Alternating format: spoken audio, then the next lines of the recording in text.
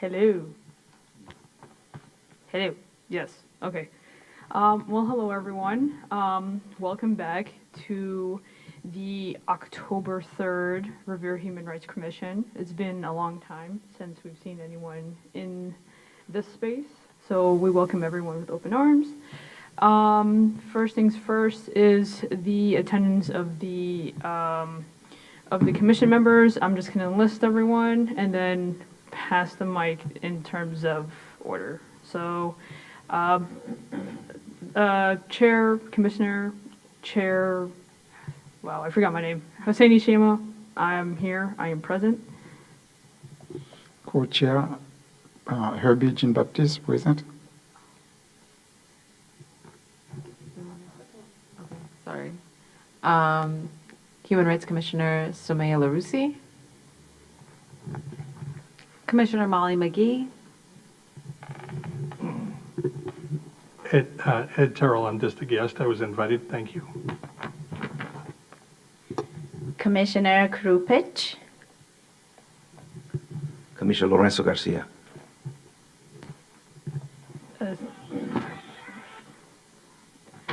Thank you, everyone, for introducing yourself. Someone who just joined the circle is Director Steve Morabito, so thank you for joining us. Before we start the meeting, I just want to have a land acknowledgement, especially considering the environment that we are in today, that we are in the land of the Pawtucket, and that we encourage any person with Native heritage and Indigenous people heritage to join us in any of our meetings. We welcome you with open arms.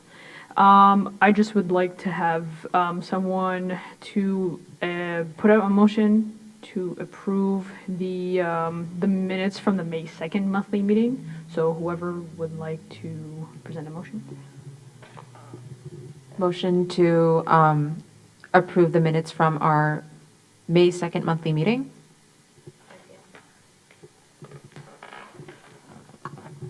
Second. All right, with anyone all in favor in terms of the monthly meeting, just scream out aye. Aye. All right, so the monthly meeting of May 2nd, the minutes for that meeting has been approved by the people of the commission.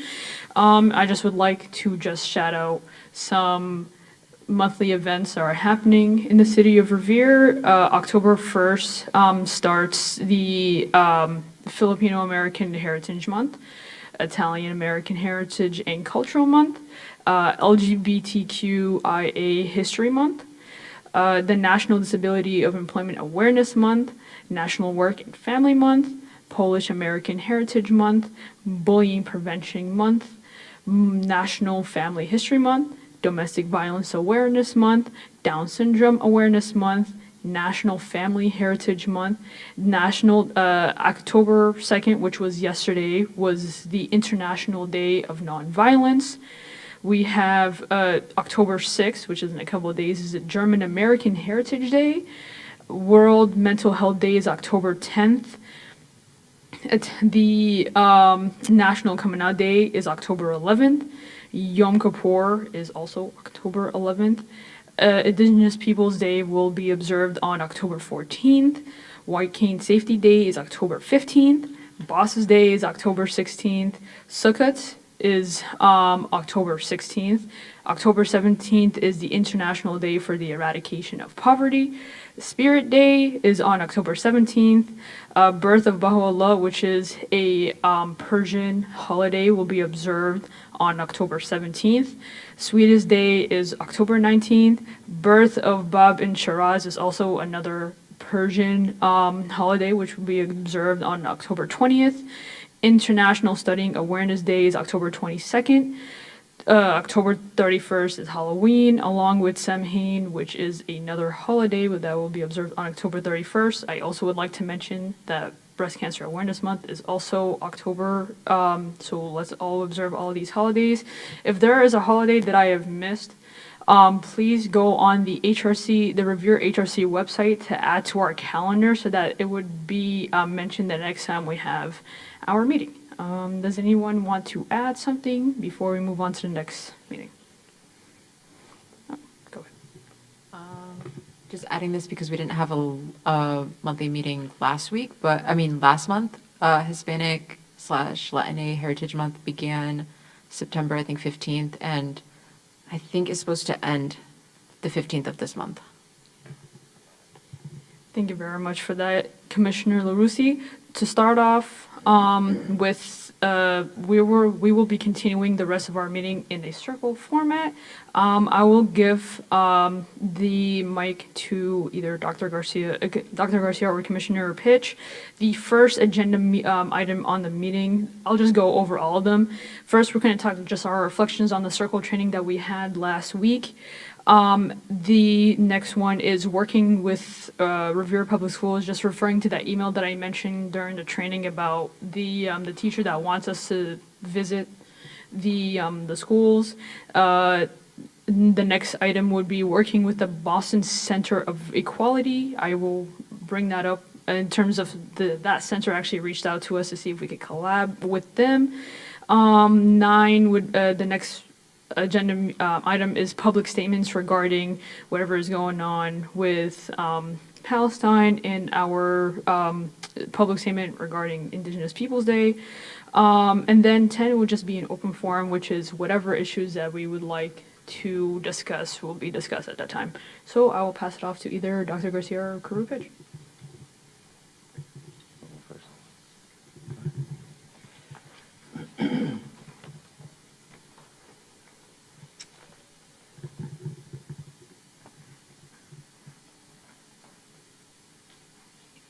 The process we're going to use for this meeting today is a circle. We're going to use a circle as a process to conduct this Human Rights Commission meeting. And the first thing we have to focus on, and we need to actually think about, is the process of the process of orientation. What an orientation really is in terms of circle.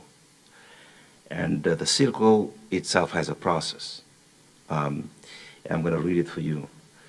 Circle process is a core mechanism for governance and indigenous communities throughout the hemisphere. Circle is a process of community building through the creation of sustainable long-term relationships between members of the circle. Circles have been used successfully in the community on how to deal with breaking agreements and differences of opinion where all voices are heard. So this is important in the sense that throughout the circle process, we need to ensure that we elevate people's voices, and we also make certain that our voices and perspectives are being respected and heard. That's important. It helps to center us, center each individual.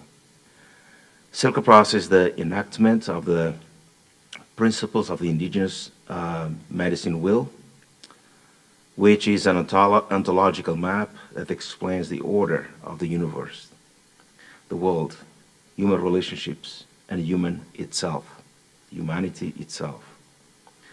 The first layer of meaning pertains to the nature of self, which is that we are made up of 4 core parts: body, mind, emotion, and spirit. A human being in good relationship with itself, in good relationship with its body, mind, emotion, and spirit. At this point, it is important not to get into deterministic arguments, seeking fully understand what each of these means. From an indigenous point of view, everybody is different, and so everybody expresses each of these elements in a unique manner. The focus is less on the definitions and more on the identification of a type of landscape of human expression from which one can appreciate each person's unique expression of self. Apologize. So if you go on page 2, you will see the way our body is structured. We have the spirit, the body, the emotion, and mind. And that's clear. I can feel that. I don't know how. That's on page 2 of this document. So I apologize. This is just for the host. Right. This is just the host piece. Okay, I'm host. So I should have articulated that in the beginning. The centerpiece. Circles use a centerpiece to create a focal point that supports speaking from the heart and listening from the heart. The centerpiece may include items representing the values of the core, self, the foundation principles of the process, a shared vision of the group. Centerpieces often emphasize inclusion by incorporating symbols of individual circles, members, as well as cultures represented in the circle. So I think Ms. Peach asked everyone to bring a centerpiece, a talking piece, yeah. So we're going to transition to that now. Talking piece. Talking piece is passed sunwise around the circle. No one can interrupt the person holding the talking piece. One can pass it. They don't have something to share. If they don't have something to share. No cross-talking. Listen fully. No interruptions or interrupts. Shouting at someone. Judging someone, etc. Only the person holding the talking piece may speak. That's so important because sometimes our emotions tend to run high. We tend to make an attempt to interrupt another person or to simply express our emotions. And that certainly the talking piece gives us that structure of discipline. Be able to listen to each other with empathy and no judgment and wait for your turn. So I think that's important. I wish all the circles and all the meetings that we hold certainly has that foundation, those foundation principles, and people abide by those principles. Unfortunately, it does not happen. We see disagreements, we see fights even in parliament throughout the world. So there's not, that people tend not to follow that. So, yeah, so. Thank you, Dr. Garcia, for explaining the circle process, the centerpiece, and talking piece. So before we start, any one of the commissioner would like to lit the candle? Please, Miss Commissioner LaRusi, sorry. Yes, please.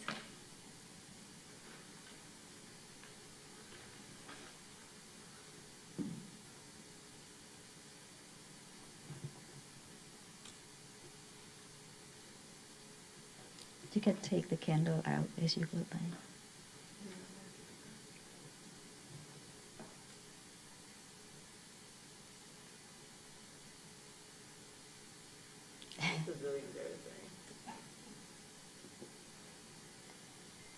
Okay.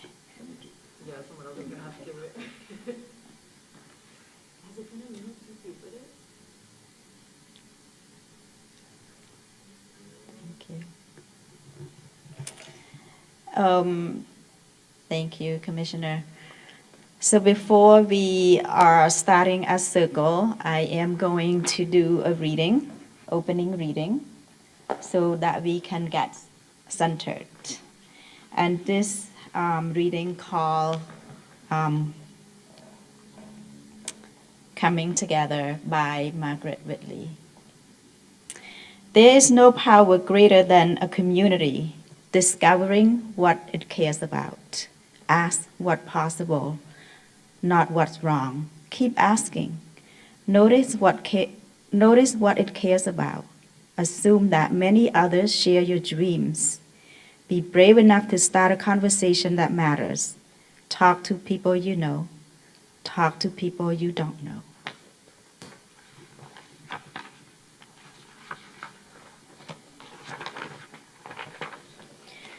Talk to people you never talk to. Be intrigued by the differences you hear. Expect to be surprised. Treasure curiosity more than certainty. Invite everybody who cares to work on what's possible. Acknowledge that everyone is an expert about something. Know that creative solutions come from new connections. Remember, you don't fear people whose story you know. Real listening always brings people closer together. Trust that meaningful conversations can change the world. Rely on human goodness. Stay together. So yes, we invited everyone to bring the talking piece that representing who you are, your core value, your family. It can be your heritage and also your community. So the first question, so I'm gonna turn this mic back to Dr. Garcia, who will come up with the first question. So when we pass the mic around, you can grab your talking piece. Before you answer this question, you can also share the story of your talking piece as well. It's just like a short kind of overview of your talking piece. Thank you, Commissioner Cruz. When we come into the circle, the first thing we want to do is to do a check-in. Certainly, there are a lot of things happening in the world, in our community, in the country, around the world. So those type of things have, whether we want to believe it or not, those things have implications for us. For me personally, I feel that it has a lot of implication when I read about what's happening in the Middle East. Thousands of children, elders being killed. What's happening in Ukraine? How many children, the buildings being shed, destroyed. People fleeing places, kids dying. Elders being displaced, killed in the process. Political tensions in our country also have some implications for us.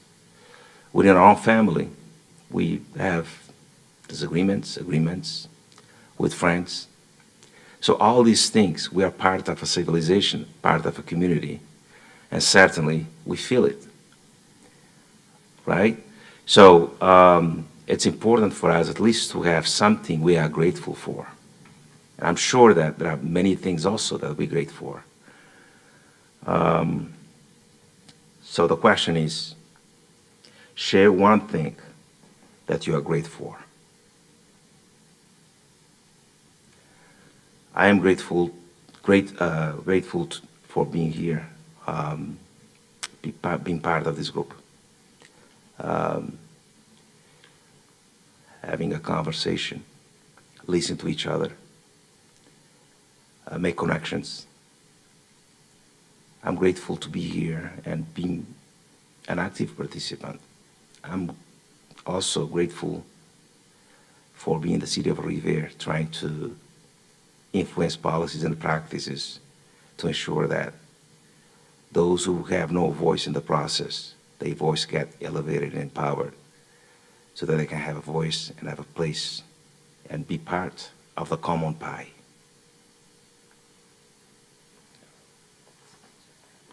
Okay, sorry. Thank you. Thank you, Dr. Garcia. So what I'm grateful for, I am grateful for the land that I'm living on, stepping on right now, the land of the indigenous. Also, I'm grateful for my own labor as a woman of color and the labor of the Black community, the labor of also immigrants community. And I'm also grateful for everyone who's sitting here in this room. And most importantly, I'm grateful for my two children who keep me balanced, who challenge me to be the best version of me and teaching me to be a good mom, a good person, to be a good community member. And I'm grateful for that. And I brought this talking piece. This talking piece was given to me by an indigenous man.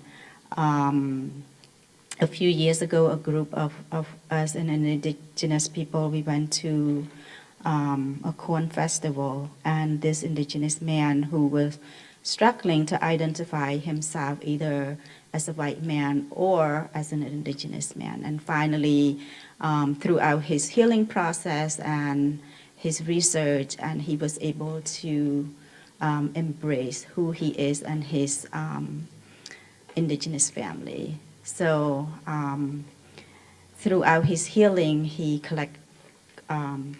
collected shells, and then he made something beautiful out of it. And I was lucky to get gifted by him. So that I'm gonna pass this talking piece. You can also put it down and use yours as well.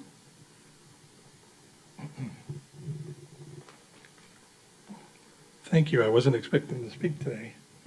Sorry, I still have a little bit of post-COVID stuff.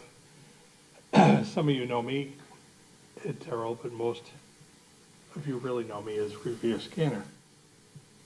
I'm thankful for everything I do and all the help that I get. It took me a long time to say it, but I am a gay man. That took time. I guess I have to put it up. Yes. And I just want to thank everyone for the invitation today. Thank you again. So there's so much to be grateful for. Grateful for any opportunity that was provided. I'm grateful for the white privilege that I've had. I'm grateful for the people, the experiences that made me the person I am. I'm also grateful, one thing that most people don't reflect on, working in the city. I'm grateful for all the volunteers who work for the city on these boards and commissions, because a lot of people don't realize that most of these volunteers work full-time jobs.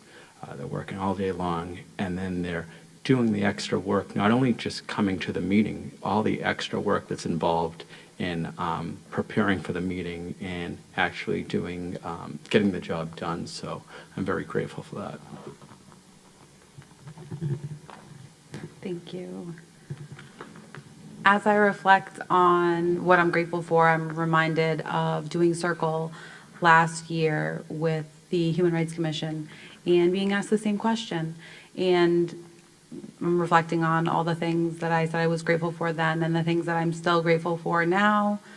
And despite what's gone on in our global community and our local community, I can still always come back and say the same thing I was grateful for then, I'm grateful for now. It's my children in the community, 4 and 5 years old. They opened my world to a whole nother world that exists within Revere. It brings out the absolute best in people when they see that I'm a mom and they see that I have young children, that I want to invest in this community. I'm very grateful that their father, my husband, was able to take them to karate practice tonight so that I can be in Circle, and that he's able to help when I am able to do volunteer work on this commission, and that it's with the idea and the hope that this will better my children's future and everybody's future in Revere tomorrow. Thank you. Yeah, I'm grateful to be here. I'm grateful almost a year after my first Circle to be joining everyone, most of the same people, but this time as a commissioner. Grateful for the existence of the HRC and for everyone who has been consistently showing up. And yeah, and then for my little talking piece, I brought a keychain from Morocco because I'm Moroccan, and it's a little teacup because we're known for having Moroccan mint tea. So, yeah.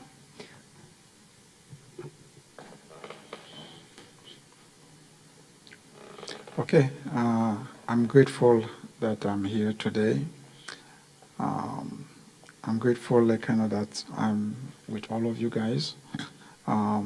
This is a very good that I'm able to participate in this circle. Um, I'm grateful, like, for my family, for my two sons, for my wife. If it wasn't for her, I won't be here on now. She gave me a lot of support, so I'm very grateful about that. I'm grateful also about the Haitian community that I'm part of. Um, when something happened, especially what that been said to our community, to our Haitian people, been through a lot since 1990s. We've been accused by the lot of people that are anti-immigrants. But our brothers and sisters, I'm grateful they always step up and to denounce all those kind of discrimination. And then I'm grateful too for the support that we receive. I receive from everyone, from the American people, that we know there is some bad apple, but there are some good apple. Um, so this is a very, very I'm very grateful that I'm part of this, be part of this country and then become a citizen of this country, and then to continue to promote our culture in this country, to make sure people understand our background, where we come from, and then how valuable we are to this country. So I'm very grateful that this is a country that I came and then be a citizen, and then very thankful about that. Oh.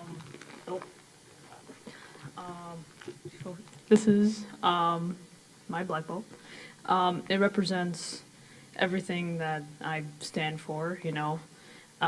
The core values that I go by is putting in effort, having the etiquette, taking care of my character, providing sincerity, and finding my sense of control. For the past 3 years, I had to prove that I was able to change myself as an individual. So that's the story behind my talking piece. Shout out to Coach Shihan for teaching me the ways. Instead of saying I'm grateful, I'm gonna say Alhamdulillah. It's basically the same thing, but just to stay true to my religion, I'm just gonna say that instead of I am grateful for. Alhamdulillah to be alive. Alhamdulillah, I'm in the circle of open-minded individuals. You don't find that everywhere. I'm grateful Alhamdulillah for my family. Alhamdulillah for the sacrifices we all had to make to get to where we are now. Alhamdulillah for the time I took to be with y'all here today, because for some people they don't have the time to do so.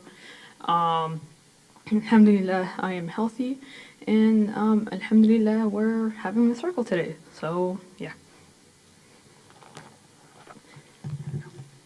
Thank you. And now I'm going to pass the mic to Krupich for the agreement. So we just want to kind of share what do you need for yourself and what you need from others to bring your best self to this circle. So for me, I think what I need for me is just I need to be present. I need to be centered, and from others, just be patient with me. Here we go again, I'm not expecting to speak. What do I need? I'm kind of really happy where I am. Just thank you for the invitation.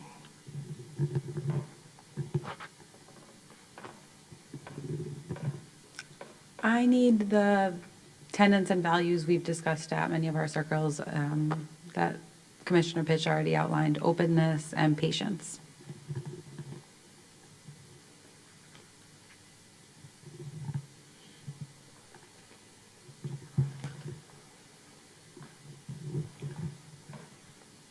Okay. We're going to move to the medicine will. For that, I'm going to ask you to take, you're going to do a little bit of homework here. I'll ask you to take 3 to 5 minutes to read this article. We are in October. Obviously, there's a lot of misunderstanding, confusion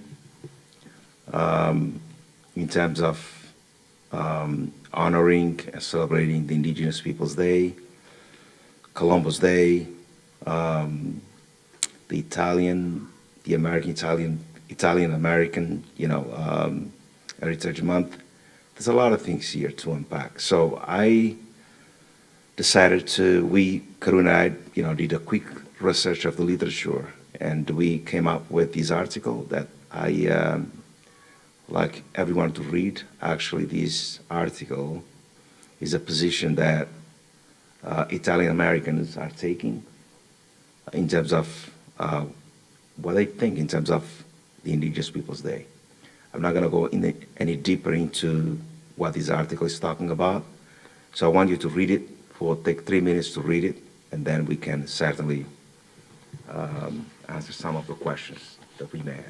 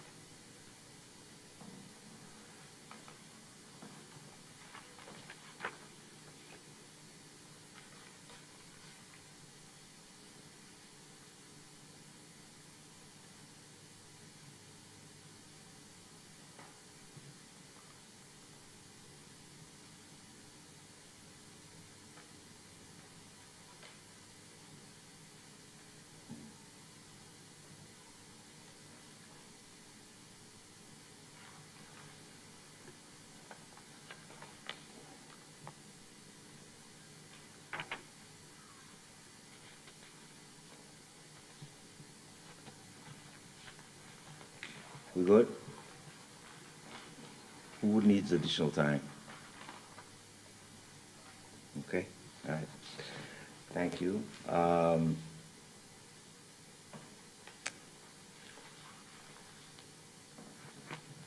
So after reading this article, there's a lot of good information there. There's a call of action at the end of the article.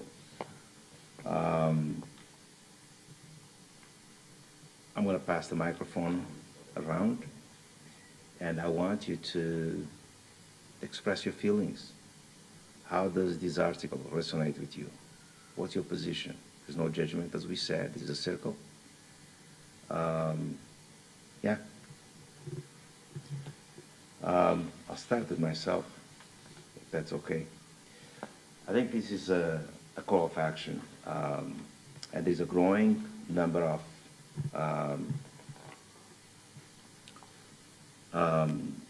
people from, that identify with Italian Americans pushing for a legislation that really recognizes the Indigenous People Day as a replacement for Columbus Day. And they present strong arguments that, certainly I personally agree with those arguments presented. And I think this article also talks about, the notion of white privilege. And it also mentions the fact that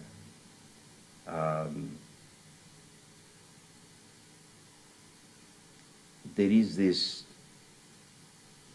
opportunity that the Italian American, because of their race and ethnicity, they have an easy way of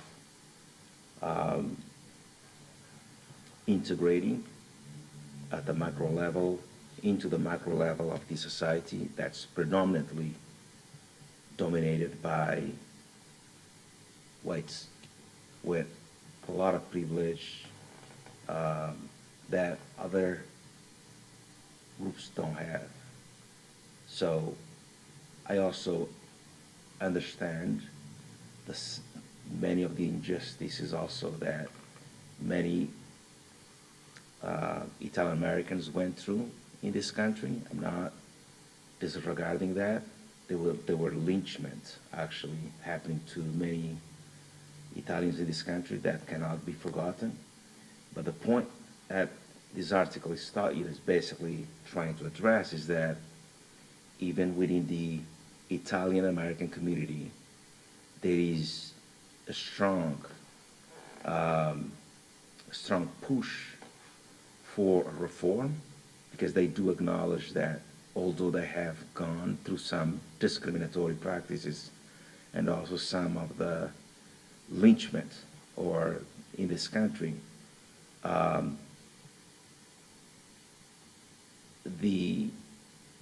the worst has happened to the indigenous population in this country, whom the land was stolen from. They were killed right and left by Columbus and his troops, brought disease into this country, and certainly a lot of murder and raping that took place here. And we are right now, the way we are sitting right now here, we are sitting on an indigenous land. There was no agreement. There was no discussion. They came, they used their weapons, they used the religion as a weapon to conquer people. And that's what happens. Nowadays we have a lot of issues on the land occupied by the indigenous people. Many indigenous people have turned themselves into alcoholics. They don't have access to schooling. They live in misery. And they are unhappy people. I did a lot of research over the last few days just to understand that I urge you to not just take, this is an article that takes one side, obviously. In education, I always say, go and look for the two positions, because that way you will have a better idea of the atrocities and things that really happen in this country that really contributed to the status quo, contributed to where our indigenous friends and sisters and brothers are. So that's all I wanted to share. And there's a big push on the part of the Italian American community in terms of really making this day happen, acknowledge the, you know, the Indigenous Peoples Day, and also acknowledge their suffering and, you know, do something about it. So I'm going to pass the microphone to. Thank you. So I'm going to use this talking piece called The 13th Moon, and was gifted to me by grandfather Joseph. 13th moon is freedom. So the 13th moon is the 13th woman who can go to, can visit all the 12 moons. So we're talking about history. We are talking about doing it right by the indigenous people. We are not diminishing the Italian cultures and heritage.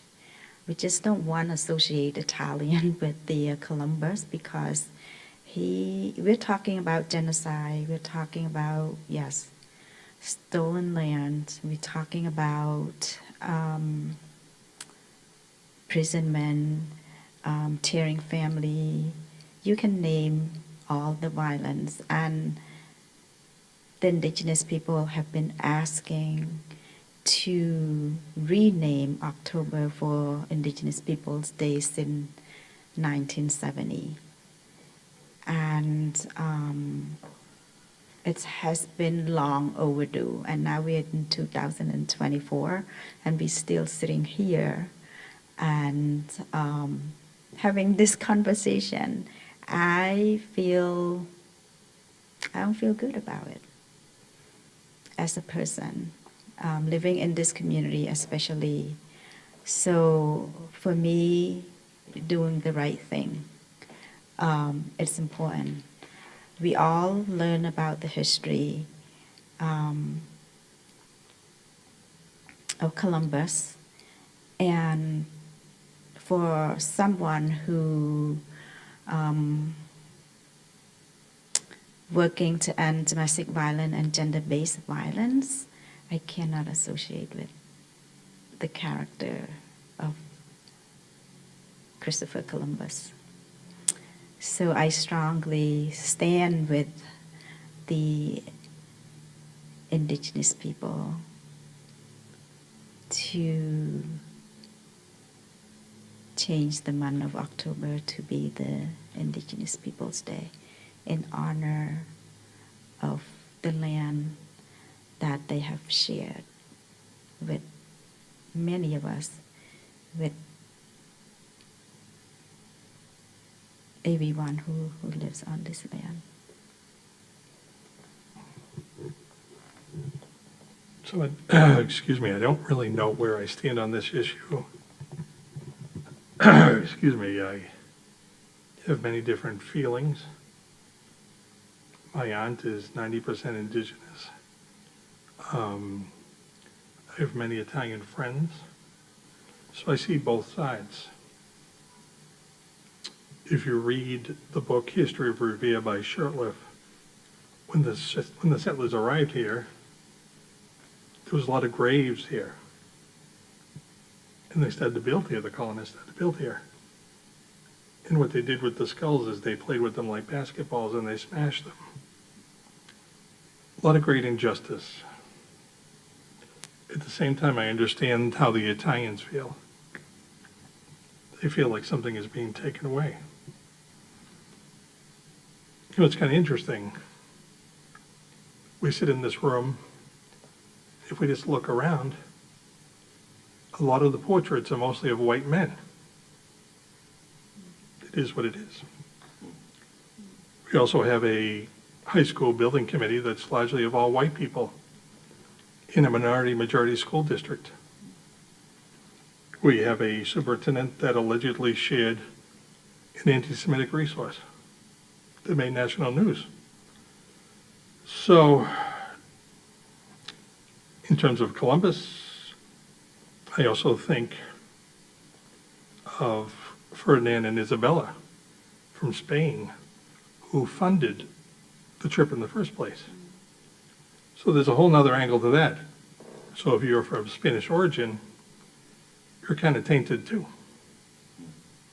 So there's many angles of looking at this. And I wish that there was a way of putting this forward and moving with progress where everyone could sit at the table and be happy. The Italians could be happy. Everybody could be happy. We could all just celebrate. I don't know if we're there yet. I don't know if we've figured it out, but I hope we do. So I think we have like two different perspectives in history, right? We have Indigenous Peoples Day that acknowledges the history, cultures, and contributions of the Native American communities, right? Offering a chance to reflect on their resilience and the injustices. As far as Christopher Columbus Day, it's traditionally celebrating Christopher Columbus' arrival in the Americas, right? Which has been criticized for the harm done to the Native Americans, the impacts of colonization. There's so much to reflect upon, but I think while we're reevaluating and evaluating and assessing historical narratives, I think we need to come up with an inclusive approach. Like, I think as far, people have to be understand that no one's trying to take away your culture or Italian culture. They're looking to correct a situation that was really horrible. But when you look at other cultures, is not just the Italian culture, Spanish culture, Arabic culture, there's history of neglect and harm to indigenous peoples, so we have to reflect upon that. And we really have to, I'm for Indigenous Peoples Day, no doubt about it, but we want to set the tone that we're not looking to take away the Italian heritage. We're just looking to take away a bad person from the history of his celebration. Thank you. Thank you for Commissioner Pitch and Commissioner Garcia for providing us with this reading on Italian Americans for Indigenous Peoples Day. I enjoyed last year's video discussion where we also heard from Italian leaders from the United States that have been campaigning for the celebration of Indigenous Peoples Day. I found this article to be very concise and make a number of excellent points. Considering that I've shared I'm an Irish American and wanting to name that discrimination and racism was perpetuated by white people, Irish Americans, English Americans towards the Italian people. And for that, they often want to be celebrated and separated from other white people, other European groups that do celebrations. I've always wanted to call in my Italian American friends and colleagues because I feel that this is a very serious issue in supporting Indigenous Peoples Day. I feel that this article perfectly says it when it says the erasure of Indigenous people's culture and then celebrates Italian Americans are still celebrated in many ways. I feel that as a commissioner on the Human Rights Commission, our task has been to elevate the most marginalized voices, as there are no, thank you for pointing out, Indigenous faces on the walls around us. There sits among us no people from the tribe of Massachusetts. I will continue to work to elevate these voices. Growing up in New England, being from Connecticut, I found that Indigenous people were underrepresented or misrepresented in the public eye. And what I learned about why they didn't grow up around us is because they've been confined to reservations on their own native land to live in squalor. Professionally, I work as an immigration attorney, and people often want to claim that Columbus was an immigrant himself. And so let me be clear when I say, we as a part of our community do not identify that Columbus was a migrant nor an immigrant. He was a colonizer, a pillager, a rapist, and a criminal. Everyone in previous standards and today's standards that has any concept of history identifies him as such. With that being said, it's a huge disregard to my friends, my colleagues, and people that I know that are Italian Americans and their contributions to not only our nation, but our global society. The physical arts, music, performing arts, jewelry, politics throughout the world and the United States, history, cuisine, science, and language. Columbus isn't doing it for us, and we need a change. So I support Indigenous Peoples Day today and always. Thank you. And thank you all for your perspectives. And thank you, Commissioner Garcia and Commissioner Pitch, for sharing this article with us. I really enjoyed getting to see a certain kind of written perspective. I definitely have a couple of things to add. In my view, in my personal view, I am obviously for Indigenous Peoples Day, and in my eyes, celebrating and honoring Columbus Day is a white supremacist statement. I want to be very clear about like the history because I know that it's been very sanitized, but it's not a coincidental thing that we choose in October to celebrate Columbus Day or Columbus himself. This was a very strategic thing that Italian Americans had organized for. They wanted to choose this specific icon to basically be a mascot for their heritage. The reason why we celebrate in October is, as the song goes, that is when Columbus arrived here in the Americas, and quite literally was like the beginning of the end or the genocide. I also want to add on, just because a previous speaker had mentioned that Ferdinand and Isabella did fund and sponsor his voyage, that they themselves were like actors of genocide as well. They started the Spanish Inquisition, which directly ended up harming many of my ancestors. But I do want to emphasize that, like many of the previous speakers have mentioned, it's not just that he was bad in today's view, but he was bad during his time as well. And so bad that when he came back to Spain from his voyages, he was actually imprisoned for his crimes. So he was a bad person yesterday, he was a bad person hundreds of years ago, he's still a bad person today, and should not be someone who represents Italian American heritage.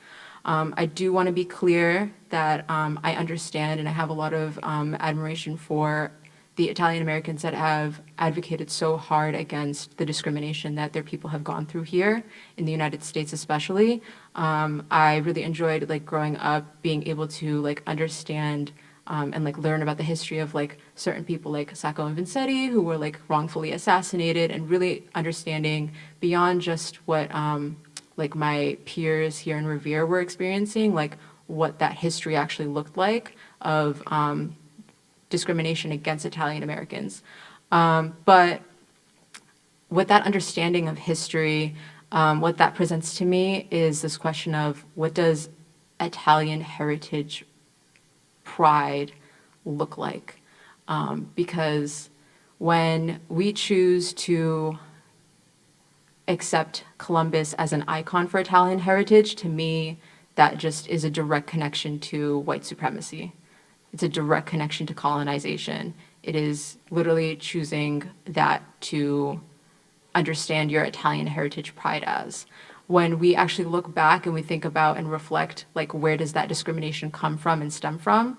I highly recommend, if any of you or anyone watching hasn't seen the movie, the Spike Lee film, do the right thing. They kind of hint at it, but a lot of that discrimination towards Italian Americans stems from anti-Semitism. It stems from Orientalism. It stems from anti-Blackness. And in my view, especially as someone who is of Hispano-Moorish descent, I don't see any real pride in Italian heritage if there is no accountability, obviously, for today's perpetuation of discrimination, which is what the article hints at or talks about. But also, I think that there is no point, or I don't really see actual pride in being Italian if you aren't accepting of your proximity and your influence, historic influence of all of these other people of color who you're basically being discriminated at their expense. And with that, I actually wanted to just add in terms of like the intersection of, just to kind of like highlight the intersection of Indigenous Peoples Day, that as I mentioned previously, like we're coming up near the end of Hispanic Heritage Month.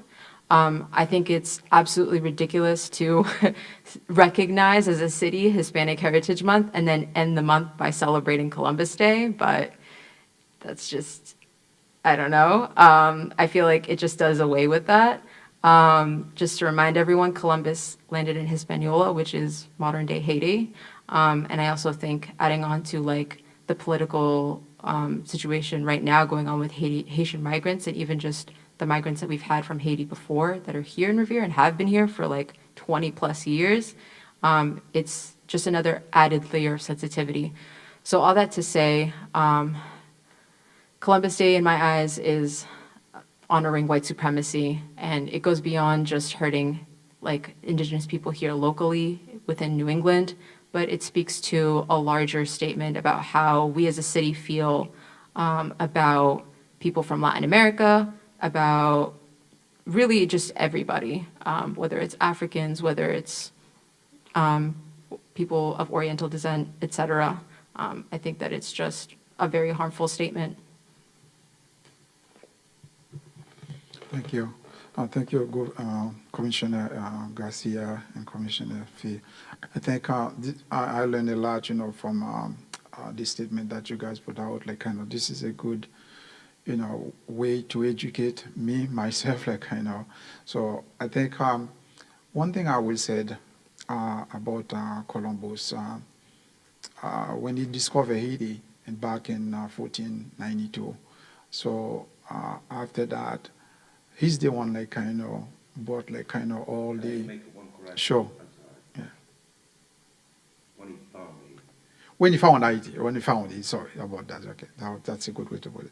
So I think at that time it was like the Indian living in that territory, and then Columbus get there, and then after that, this is how they bought like the slave and then to Africa, about 500 people went to Haiti, and this is how they diminish you see the revolution start, people get independent. I think Columbus, even my youngest age in Haiti, I always have issues with him, the way he was when he found Haiti. And then we're talking about you're talking about the Hispaniola, this is one island, you're talking about Santo Domingo. Santo Domingo is part of the Spain took Santo Domingo, and then the French took part of the Haiti. So it's a one island. But I think I have if I have I don't know why they have Columbus, I will sympathize to remove Columbus to get another probably holidays to replace Columbus. I think Columbus make a huge impact in white supremacists and this this I would say on the America as a whole, not America, even they consider us as a Caribbean, but we're part of the America Latin. So I think I will I will continue to read this and do some research more. I think this is a good tool. This is a good beginning for me to learn a lot. Thank you, Vice Chair. Once again, I would like to echo everyone's gratefulness to both Dr. Garcia and Commissioner Pitch for allowing us to have this conversation, especially in a circle form after our training. So I think this is very much awesome. And I agree with what everyone has said in terms, I also support of Indigenous Peoples Day to be renamed as Indigenous Peoples Day. I think one thing that I really want to focus on when it comes to the people who feel like they think that us renaming it Indigenous Peoples Day instead of Columbus Day is basically taking something away from them. One thing that the article actively mentions is that, and I'll quote this directly from the article. It says, Christopher Columbus diminishes our culture and does not honor the struggles of our ancestors who, throughout the late 19th and much of the 20th century, endured profound religious and ethnic discrimination and violence. Many of the Italian immigrants at the time came with nothing. They came with their families and they're starting a brand new life here because they're escaping from some sort of calamity that happened back home. When Christopher Columbus came here, he came here with one, the need to find money, and two, he was being funded. He was actively given money to come here, while the people who spent generations building their lives here in the United States, they started with nothing. I personally don't want someone who is richer than me being celebrated, especially when I've struggled so much. I rather look up to someone who started at the same level as me and made it to the top. That wasn't what Christopher Columbus was. He was actively funded by the Spanish royal family. Most people would love to be funded by the Spanish royal family at the time when they had nothing. And I think that just like when we keep on calling it Christopher Columbus, it's like we're actively taking just like the article says, we're actively taking the struggles and the hardships that many Italian families had to go through just to survive here, especially at that time. So to the people, to the Italian Americans who think that Christopher, like naming Christopher Columbus will taking that away will ultimately do you some harm. No, by renaming it, we're taking a figure of someone who was rich that came here, while most Italian Americans at the time when they were coming were very much poor, starting from zero. Another thing is, and this is something that the commissioners have heard me saying during the training, and I'll say it here in public. If I was celebrating American Arab Heritage, if I had a day to celebrate Arab Heritage Month, everyone and their mom, everyone and their parent would go crazy if I named that day Osama bin Laden Day. Because why? Yes, he was Arab. Yes, he had influence, but what he had influence for, he was an active terrorist, just like Christopher Columbus. Everyone would go bat crazy if I celebrated a day that had one of the most prolific terrorists in the 21st century, in which we spent a decade and a half trying to find and actively kill, because he caused such damage in a completely different country, which was in America, on September 11, 2001. The same thing goes for Christopher Columbus. This was someone who was actively, one, not Italian, two, came to a place to actively conquer it and cause damage, and then now you want to celebrate it. That's how the indigenous people feel at this current moment. How people would feel about me celebrating Osama bin Laden Day is the exact same way indigenous people feel every year when we call it Christopher Columbus Day. We're actively celebrating a man who was an active terrorist to the United States, then, now, and forever, always be remembered as such. So that's just something that I want to say to my fellow Italian Americans. I grew up, I first started in Revere. I spent most of my life in Revere. I grew up with active Italian grandmothers who came straight from the motherland. And it's like when I think of Italian heritage, that's what I think. I think the mothers and the fathers and the parents who came here that started with nothing, just like the rest of the immigrants that were here, and not by some rich white guy. So I think that's just for just a perspective, just something to think about. Just if roles were reversed, everyone would be mad if I were to do that for Arabs, but how do you think the indigenous people feel when when they do that every year and we celebrate Columbus Day? So just something to think about.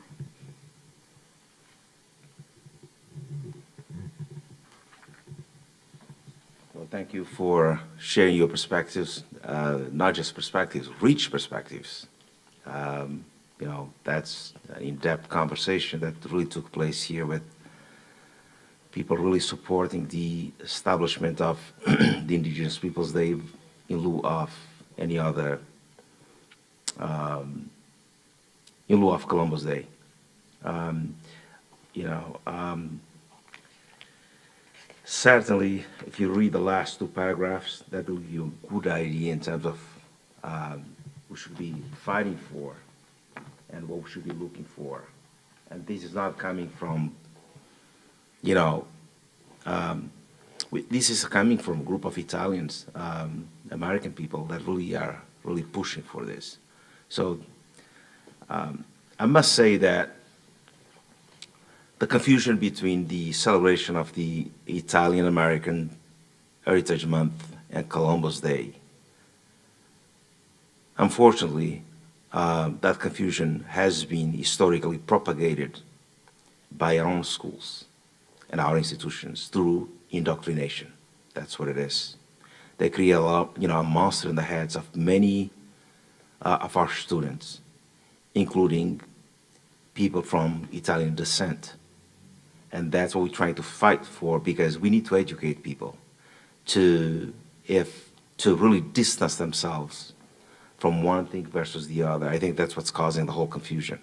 It's not about not recognizing the heritage of any people, especially of the Italian people. It's the confusion of using Columbus as someone that came and quote unquote discovered a continent. Columbus was never in North America, never.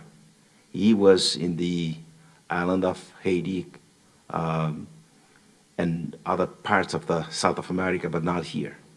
But yet, we chose to celebrate him because obviously our textbooks told us that he was Italian. He performed such a prowess back then. He discovered people that probably back then were considered wild people, uncivilized people. This is all in our books. That's where we have studied. I myself, I was colonized by Portugal for a number of years, and I have expressed these feelings to others and to many of you in our meetings. Our culture was negated to us. Although we had we have a rich culture, rich language, tradition, but we were not, those things were not honored. And only a person who has been oppressed really can feel it and can talk, and you can express yourself in a way. If you have never been oppressed, you didn't feel it, then you're not going to be able to really express it in a way that people will understand it. We are prevented from learning about our writers, our tradition, our culture, our language. That all was prevented from us. Basically, we were forced to memorize all the rivers in Portugal, all the railroads in Portugal, all the kings, people who had no connection whatsoever with us.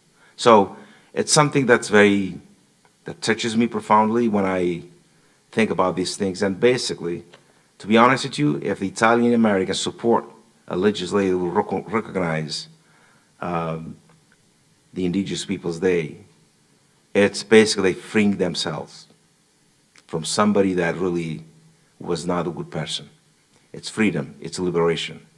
So let's continue to support this movement of the Italian Americans that is gaining traction around the country, and let's help everyone to liberate. We as my colleague just shared a few minutes ago, we all have a space, but that space needs to be a space where you know, this idea and ideology of one being superior to other, and that should go away. That's all I can say. So the next section, I'm going to pass it to Karupich. So in the interest of time, Director Morabito, how long can we have this space for? So it was booked until 6 p.m. So originally the cultural council was scheduled from 6 to 7, but so I just spoke to DPW, so we should go, okay, we stay till 6:30. Okay. So in the interest of time, I don't think we will be able to go through all the questions. And at the same time, I greatly appreciate all the commissioners' point of views and also the commitment to continue doing this work and to represent the people who are on the margin of the margin, right? And we're talking about the indigenous people, the owner of this land. So moving to, I guess we can do a checkout round. So the checkout round, what is your commitment to the chain? For me, commitment to the chain that will continue this conversation in this group and then also in a larger community as well. And I'm more than happy to have conversation with anybody who's interested in learning about the people and Indigenous Peoples Day, and then also to have an understanding of why we need to change. I'm also invite all of the Italian friends, family, community to also be part of this change as well. Thank you to all the commissioners for the invitation. I wasn't expecting to speak today. Thank you all for your perspectives. I really do appreciate it. Thank you for everyone who added input to this meeting.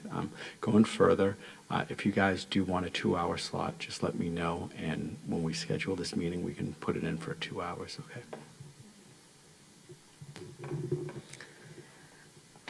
Going forward in circle practice, I hope to continue to call people in to join us from communities that are not always like-minded so that they can engage in this practice effectively and be heard and hear people openly.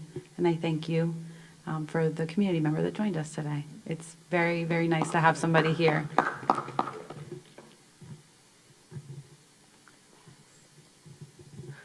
Yeah, thank you for joining us today. And then, as I will echo you too, I would like kind of to have more people like you to come in and be part of this process. Thank you. I would like to thank everyone for giving their time to the circle. I would also like to thank Mr. Antero for joining us today. I know it was very unprecedented, but everyone is welcome in the eyes of the Human Rights Commission. I would like to also put out a disclaimer that even though we're having this discussion, that we do not condone any hate to any side of whether that be the indigenous peoples or the Italian Americans who live in our city. Like I said, we do not condone any violence to any side. We're just here to voice our opinions and our concerns to make Revere a better place for us to live and grow. Once again, thank you very much for giving me your time. Dr. Garcia, will you be closing us out? Sure, I'll do a full reading very quickly. By the way, thank you for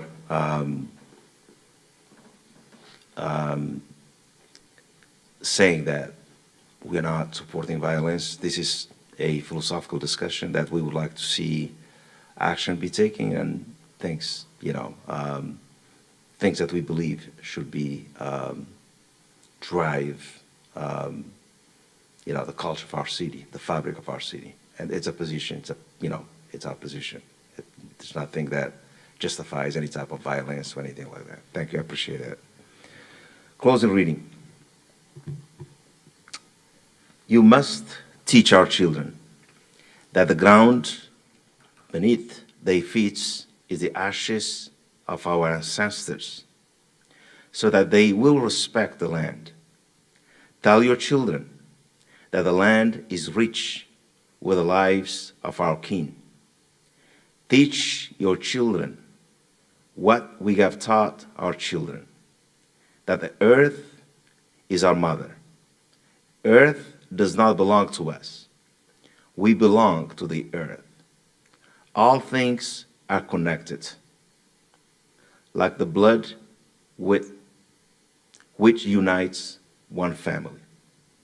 We do not weave the web of life. We are but a strand in the web of life.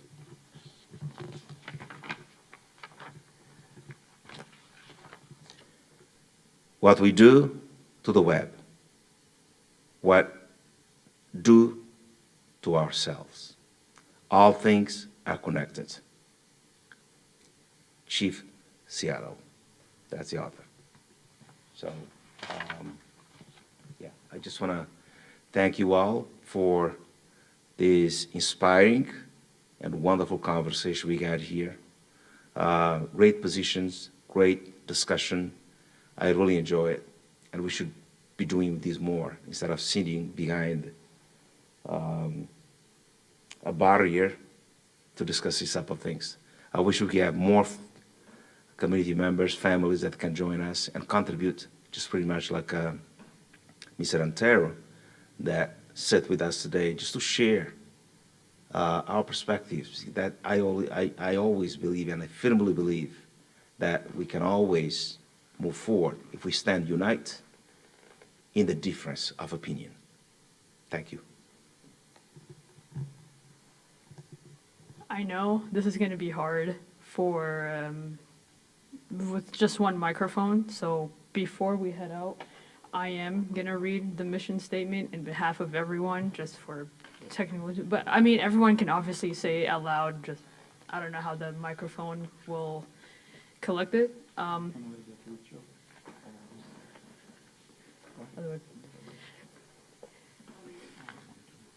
The mission statement, the mission of the Revere Human Rights Commission is to promote human and civil rights and empower all people of Revere by ensuring that everyone, especially the most vulnerable and marginalized, have equitable opportunities, equal access, and are treated with dignity, respect, fairness, and justice.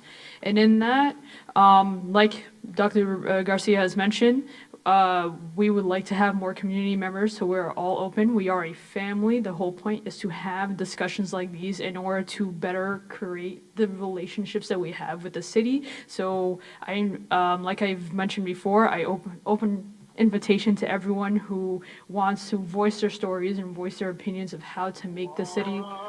Pardon me. So you even got it, Grease.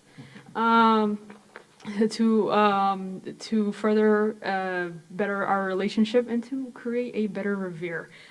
Before we head out, can I please have a motion? Does anyone want to add anything to the agenda before we head out? Oh, yes. It was just basically saying that we have the ability to create a statement, separate from City Hall. So it's like, I want to work on collectively as a mission to work on a statement regarding, before we put it out, regarding whatever is going on internationally. We will have that discussion separately. Yeah, anything else that before we close out? Can I please have a motion to adjourn? Motion to adjourn. I make a motion to adjourn. Anyone second? I second that. All right. All in favor, say aye.